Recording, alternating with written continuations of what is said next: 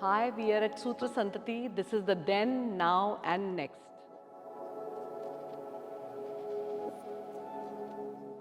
So now we are at the section showing the nationalist themes, and this work was commissioned for the exhibition done by Chanakya School of Crafts, and this panel has many different stretches of embroidery using the importance of the charkha and showing Mahatma Gandhi and various aspects of how the environment is affected by the use of natural dyes and natural yarns. The top there you see the marks of the fingerprints. Those are of the women who have worked on this. Those are the actual embroidered fingerprints of the women who worked on it. This again a very contemporary version of pointism done in Jamdani by Nupur Saxena, and you see from far away you can see Mahatma Gandhi's profile. Moving to this work, this is called Satyamev Jayate. This is done by a studio of Ajdeen Lilowala, and in 22 different languages he shows Satyamev Jayate, and he feels that this is what nationalism stands for him, that the truth is eternal and it transcends all language and cultural barriers. This sari is an ode to Tagore and tribute to Tagore, and this is done in the technique of batik in West Bengal, and the poetry is written by Rabindranath Tagore, and those are the images of his artwork and his portrait. The installation is called Live from the Loom, and it has been done by Neela House, the Lady Bamford Foundation based in Jaipur. They work with a lot of artisans around and in Jaipur. So this installation shows the various stages of how a textile is made, whether it's from spinning, and here when we go the farming and its impact on nature. They've also given actually the indigo has come. You can smell the indigo, you see that it's got a very distinct smell, and the different yarns, natural yarns that they have used, and they generally promote all organic and natural growth of indigo and the yarns that are. Now we move to the next section. This is the next section of the exhibition. We came from then to now and now to next.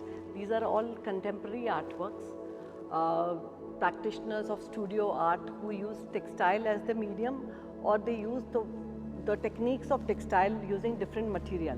So this part also shows a lot of materiality when it comes to the works, and here we are trying to do the narrative of textile beyond attire. So and merging the distinction between art and craft and textile per se. So this one, continuing the indigo story that we came from, this is the Tangalia weave. Aditya Shrimali, who's the designer, has done a braille. This actually is a braille showing the preamble of the Constitution of India. So even inclusivity is a very large part of this exhibition. You will see the narratives of students, artisans, and very mainstream designers being a part of the same platform. There is no hierarchy here. This panel is done by Atelier Rushat Shroff. It's done on wood and using cotton thread.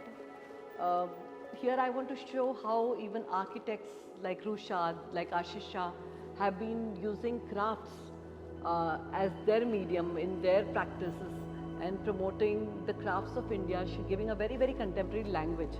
And it's a very important aspect of the next, because these works can go anywhere in the world.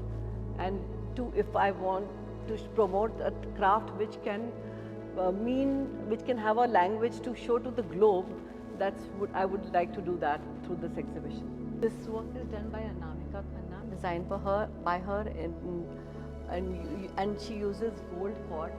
She calls it Ganesha. It's a very contemporary expression, and this is the now probably. And when I take you to the next, here is a work with done by Viraj, designed by Viraj Khanna, Namika's son, and he has done use of different forms of embroidery done by the atelier and done it in a collage manner, creating a very, very contemporary language again. This is one of the portals done by Parul Thakkar. She has done a series of portals, and she is a weaver, and she uses different materials to weave together her artwork, and they have a lot of energetic and a spiritual connotation to the work. Use of different materiality is what we want to show in this work. So these two works have been done by the artist and architect Ashish Shah. He's been working with a lot of crafts across the country, a lot of clusters, creating very, very contemporary functional art from them. And this he calls it Manka Moi. So Manka are the Channapatna beads, and he's used Moli to create this form, which is Ganesha. Again, the language is so contemporary, it can go in any home, appeal to a youngster, and it could be in New York, in Paris, anywhere, in any home, and it will still, be relevant, and it will make sense in the office. Similarly, this bench, which is the Mount coffee table. So these are the old mounds which are weights from Kerala, and he has used this woven rug, woven in from where I am by the TKD Trust using banana fiber.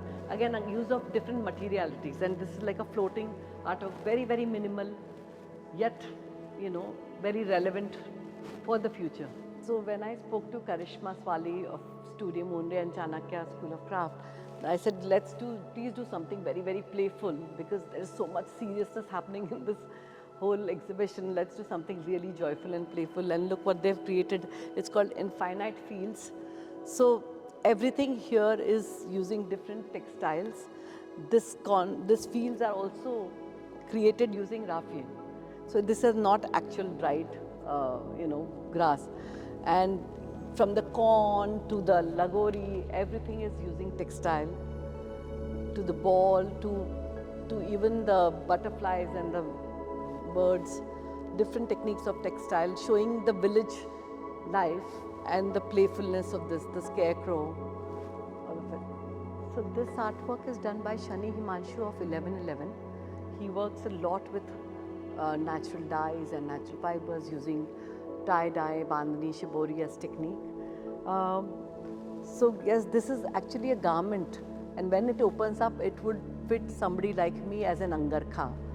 Look at the fineness of the tie and dye that has been done, and that's what we want to show, that how a single craft or a single textile takes so much efforts, and the detailing and the fineness of it.